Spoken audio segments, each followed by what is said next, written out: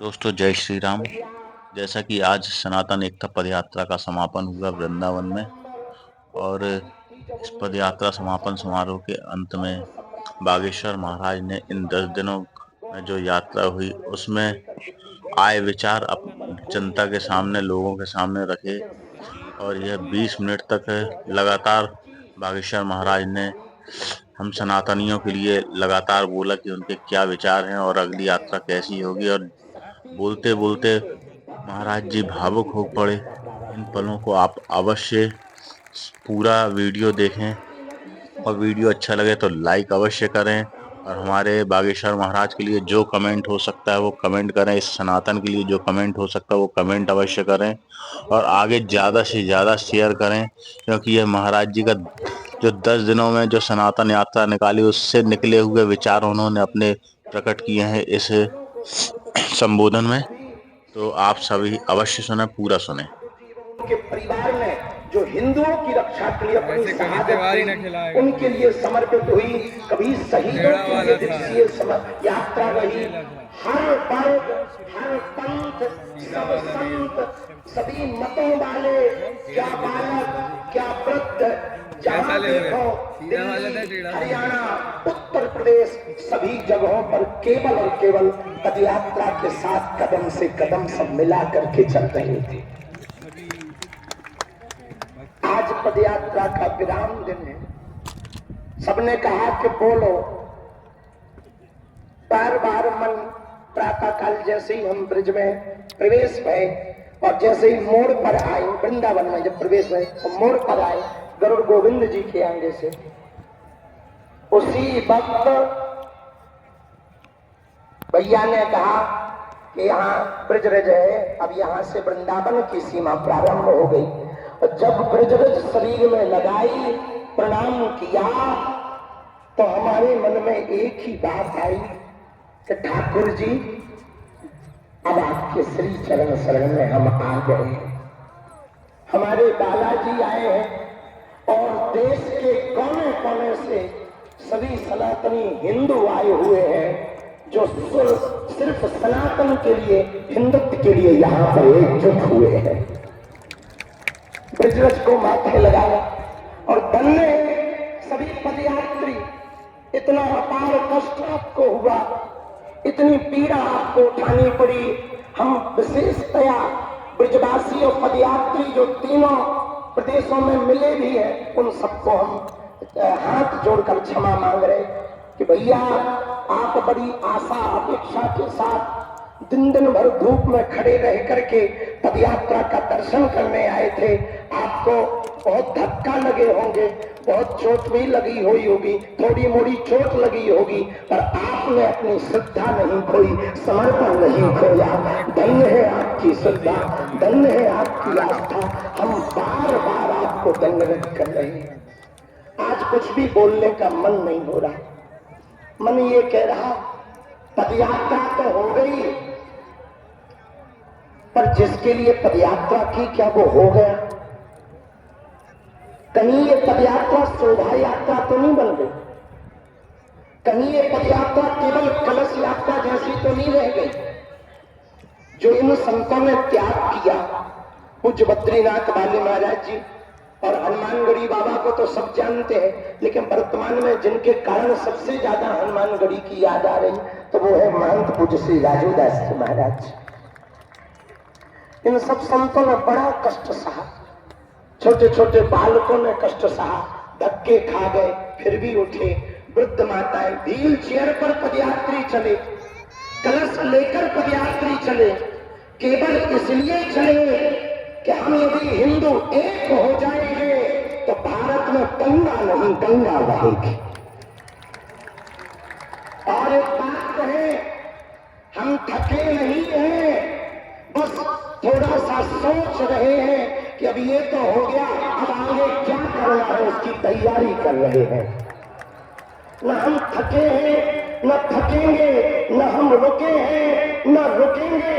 पदयात्रा का हमारा विचार और केवल संकल्प इतना था कि पदयात्रा होगी तो हिंदुओं की आने वाली पीढ़ियां बचेंगी, तुम्हारी संतति बचेगी, तुम्हारी संपत्ति बचेगी, तुम्हारे मठ बचेंगे, तुम्हारे मंदिर बचेंगे, तुम्हारी बेटियां बचेंगी और तुम्हारी रोटियां बचेंगी। हिंदू बच जाए, हिंदू एक हो जाए और हिंदुओं के अंदर जो छुआछूत भेदभाव का दाग लगा है वो दाग मिट जाए, हिंदू अपना डर छोड़कर घर से बाहर निकल आए। केवल इसी के लिए पदयात्रा की। पदयात्रा के प्रारंभ में ही लोगों ने धमकाने का काम किया, लोगों ने विरोध किया, यहाँ तक कि अद्भुत आस्था आप सबकी देखें भैया।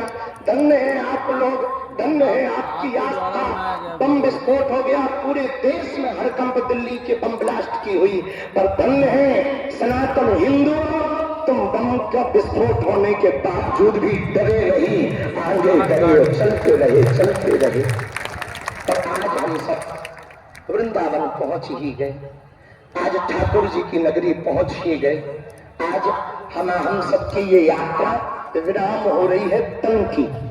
अब आगे पदयात्रा करेंगे मन की और विचारों की। जब घर जाएंगे तो केवल ताली बजाकर सेल्फी खींचकर नहीं जाएंगे, घर जाएंगे तो 5 प्रण लेकर जाएंगे। कितने प्रण? जरा जोर से बोलो, कितने प्रण लेकर जाओगे?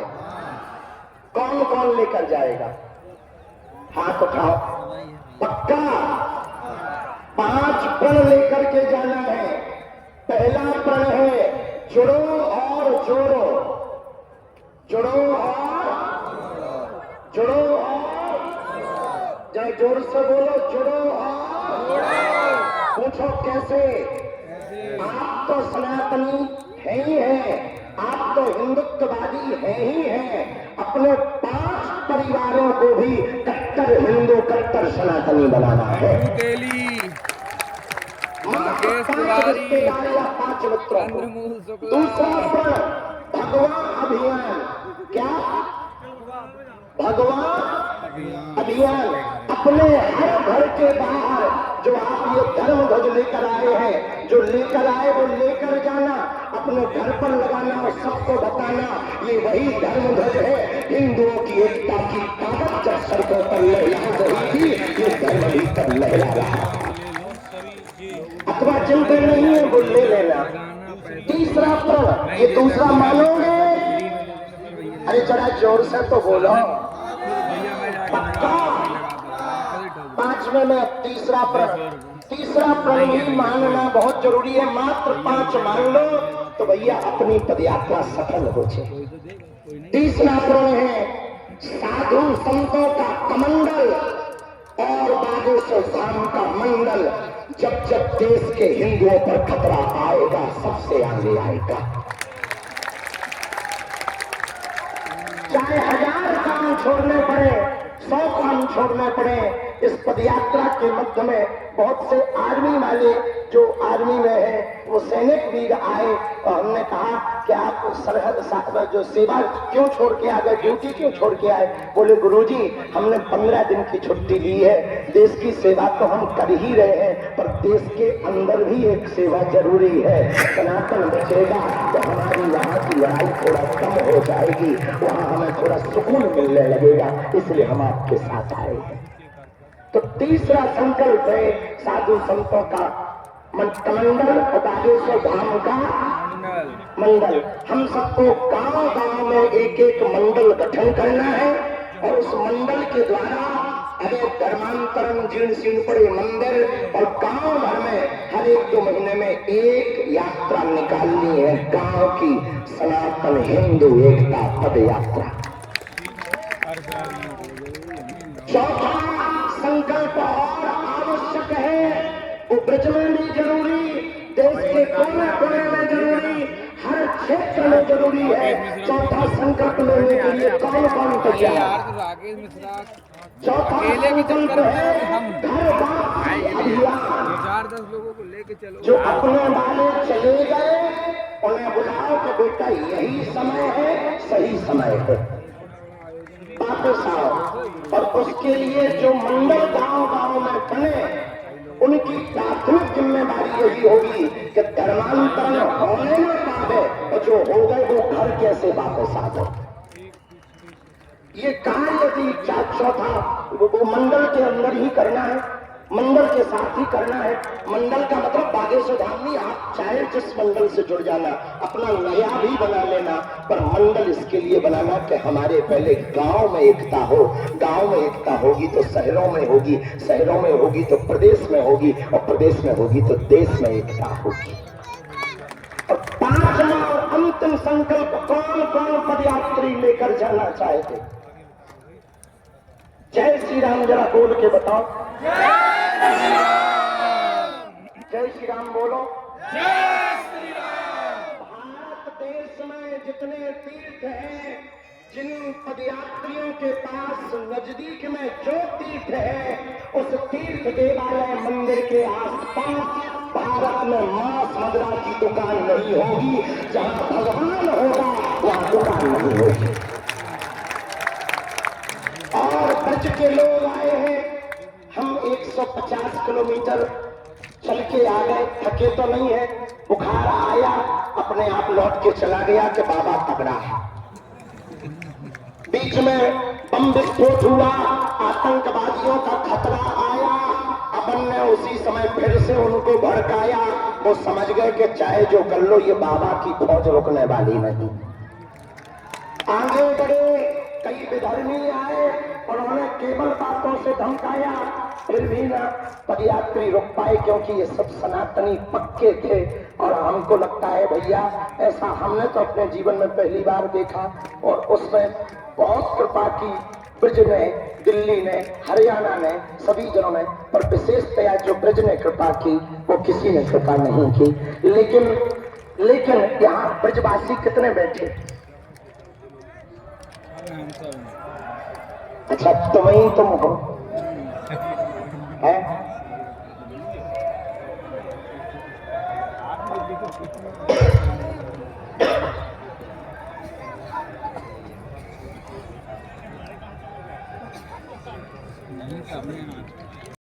अरे लगो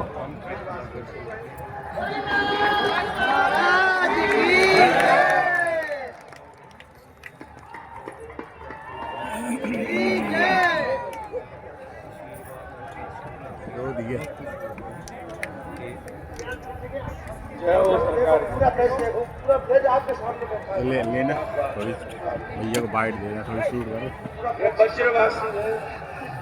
हम समझ गए ब्रजवासी वज्रवासी है। पर जो पदयात्री चले, उनके भी चरणों को हम प्रणाम कर रहे और लेट कर प्रणाम कर रहे कि जो आपने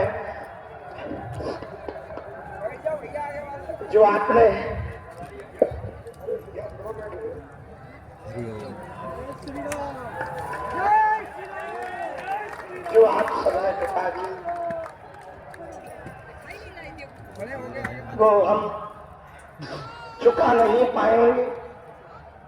पर भैया, आप सबके लिए सब जन चले, अब ब्रजवासी हमको एक आशीर्वाद और दे दें तो हमें लगेगा हमारी पदयात्रा सफल हो गई।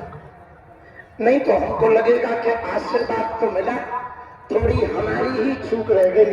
अब वो हमको आशीर्वाद चाहिए कि भले ही आप कुछ भी करो, ब्रजवासी जो करने पर रुक जाए, आगे बढ़ जाए, वो कभी फेल नहीं होता है।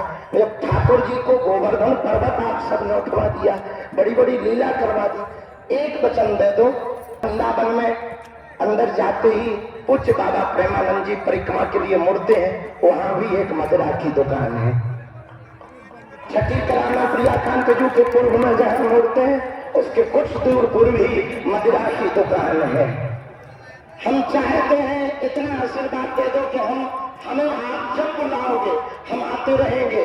आप 1 वर्ष के अंतर्गत उन दुकानों को बाहर निकालने का संकल्प दे दो। आप चाहे जो करना पड़े, जिसकी दुकान है हाथ जोड़ने पड़े, जो दुकान लगाए, हम उसके पैर पकड़ने को तैयार हैं। पर ब्रज हमारा प्राण है, कृष्ण हमारे प्राण है। उनकी भूमि पर यदि मदिरा बिकेगी तो पदयात्री और परिक्रमा वासियों के दिल में क्या बात जाएगी प्रभु के प्रति और ब्रजवासियों के प्रति। इसलिए हमारी प्रार्थना है कि जहां पूरी दुनिया आ रही वहां की दुकानें यदि बंद हो जाएंगी तो हमारे जितने बागेश्वर धाम के बिहार का मंडल, छत्तीसगढ़ का मंडल, गुजरात का मंडल, मध्य प्रदेश का मंडल और महाराष्ट्र, दिल्ली, जहां जहां के मंडल, सुंदरकांड मंडल, महाराज जी 7,000 सेवादार और जो रस्सी चला रहे उनके हाथ फट गए, पैर फट गए, लेकिन वो रस्सी पकड़े हुए हैं, रस्सी नहीं गिरने दे रहे। झंडा वाले झंडा नया नहीं लेते, वही 9-10 दिन तक झंडा लेकर चल रहे हैं। ये सब जो पदयात्री आए हैं ना, यदि आप वचन दे दोगे तो इनको इतना सुख मिलेगा कि इनकी पदयात्रा सफल हो गई है। कौन कौन ब्रजवासी तैयार है? पक्का? अरे जोर से तो बोलो। यदि वो दुकान वाले हमारे प्रणाम करने के बाद भी नहीं माने तो आप लोग कागजी पुलिस प्रशासन जो अधिकारी नेता होते हैं उनसे कहोगे 1 साल में बाहर हो जाएंगी। अरे जय हो तुम्हारी, फिर तो हम भी ब्रजवासी हो जाएंगे। अभी भी है ब्रजरज की बहुत महिमा है, अभी भी है। जिसको ब्रजवासी स्वीकार कर लेते हैं ना, उनको ठाकुर जी भी स्वीकार कर लेते हैं। तो हमें तो खूब आशीर्वाद मिला प्रारंभ से ही। पूज्य शांति दूत पूज्य भ्राता श्री देवकी नंदन ठाकुर जी, पूज्य भ्राता श्री पुंडरी गोस्वामी जी और हमारे अनुज अति प्रिय श्री आचार्य इंद्रेश उपाध्याय जी, खूब प्रेम, खूब लाड़ दुलार, खूब कृपा। और एक नाम हम लेना बहुत आवश्यक है इस क्रम में। ये पदयात्रा में आप जो 10 दिनों तक भंडारा पाते रहे ना, वो गौरी गोपाल आश्रम की कृपा है। ये एक बार ताली जोरदार बजा करके धन्यवाद है।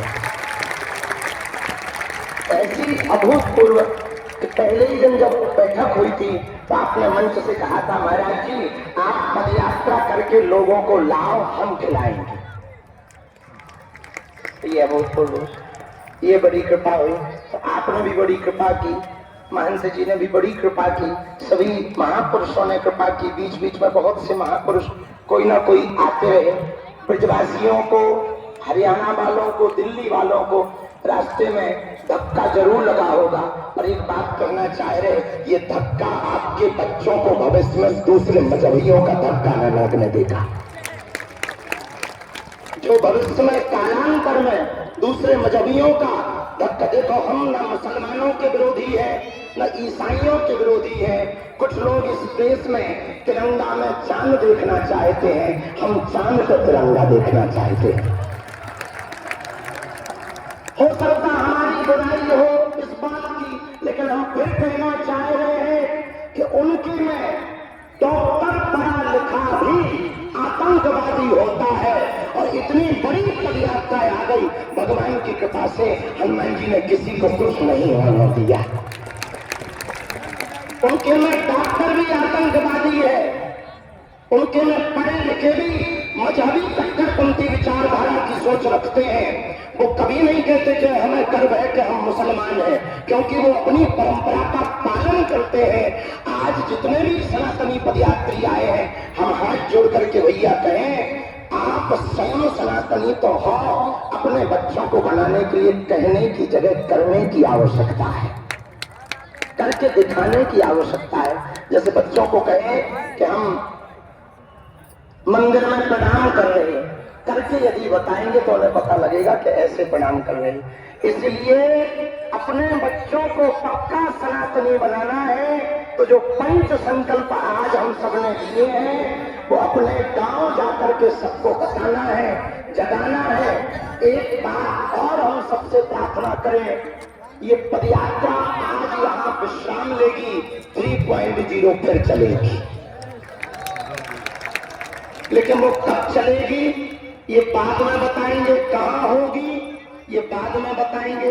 पहले समय अनुकूल देखा जाएगा, परिस्थिति देखी जाएगी, पर मंडल जहां जहां मंडल है उनके साथ एक बैठक इस पदयात्रा के बाद जरूरी है। उसी में ये निर्णय ले लेंगे कि भविष्य में जहां पर पदयात्रा करेंगे, पर इस बार की पदयात्रा जहां अवैध धर्मांतरण हो रहा उस तरफ जरूर जाएगी।